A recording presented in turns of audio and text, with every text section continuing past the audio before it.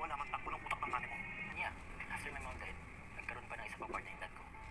Kapatong-patong na nga ang problema nitong si Carlos dahil na rin sa problema niya dito kay Moira na maaari siyang madadawit at dito na rin sa pagbalik ng kanyang dating asawa na walang iiba kundi dito nga si Irene Benitez. Ang maaktuhan nga ni Annalyn ang muntikan ng gagawin ni Carlos, nasaktan ang kanyang ina, ay galit na galit ito sa kanya. Sinabi niya rito na buong buhay niya sinasamahan at tinalagaan niya ang kanyang ina, ngunit sa kanya sasaktan lamang ito. Hindi siya makakapayag. Kaya naman siya na nga mismo ang naglagay ng mga damit niya sa loob ng kanyang mga bag. Dahil kukunin na nga niya ang kanyang ina at iuwi na lang sa kanyang bahay. Subalit nang papaalis na nga sila, ay nagmamakaawa naman itong si Carlos at lumuhod-luhod pa sa harapan nitong si Lynette. Ito nga sinabi ni Lynette kay Carlos na siguraduhin lang daw niya at mangako siya sa kanyang sarili na hindi na kailanman magsisinungaling.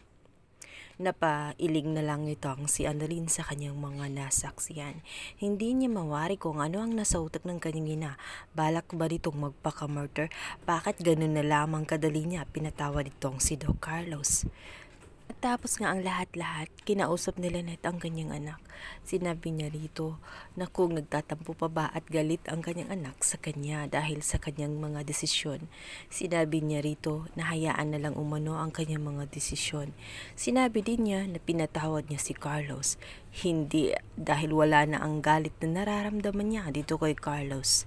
Wala pa rin siyang tiwala kay Carlos. Batid niyang madalas na nga itong nagsisinungaling at nais niyang pakasamahan ulit upang malaman niya kung ano yung mga tinatago ni Carlos sa kanya.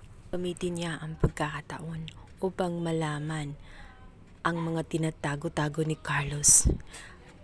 Alam niyang maraming bagay ang tinatago si Carlos at malakas ang kutob niya na maaring merong malaking dahilan kung bakit niya ito tinatago at may kinalaman din sa kanyang mga pagkatao at dito sa kanyang anak na si Annalyn. Dina, sa gusto niyang malaman ay kung ano ang koneksyon na dito kay Moira. Kung kasabwat din ba siya sa mga pinagagawa ni Moira, kung bakit nagawa nitong tulungan si Moira at bigyan ng isang abogado para lamang makalusot.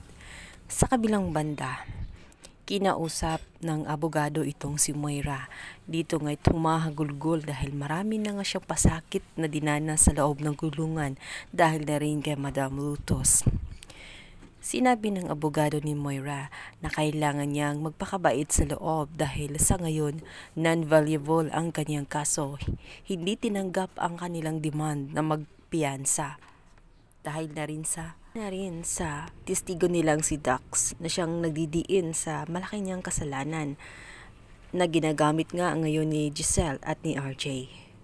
Samantala, ang matutulong lamang ng kanyang abogado sa ngayon ay binigyan nga siya ng pera nang sa ganun masuhulan at maging kaibigan niya ang makasamahan niyang preso at hindi niya laging mararanasan ang mga pasakit. Sabi nito na panatilihin ang magandang record dahil kung sakaling gagawa na naman siya ng masama sa loob ay tiyak na mawawala na siya ng pag-asa na makalaya ng tuluyan. At nangako din ang kanyang abogado na gagawin ang lahat-lahat nang makahanap ng solusyon at tuluyan siyang makalaya. Bilang banda, tumawag nga dito kay Doc Carlos itong kanyang dating asawa na si Irene Benitez. Tinatanong kung sino siya. Agad namang sumagot itong si Irene Benitez na siya ang dati niyang asawa. Nang marinig agad ni Carlos yon, ay agad niyang sinabi na hindi siya si Carlos at pinatayan niya ito ng telepono. Halata ang itsura nitong si Irene na galit dito kay Carlos. Ngunit hindi akalain ni Carlos na uuwi pala ito ng Pilipinas. Magtatagpo na kaya ang kanilang mga landas ni Lynette at ng dati niyang asawa.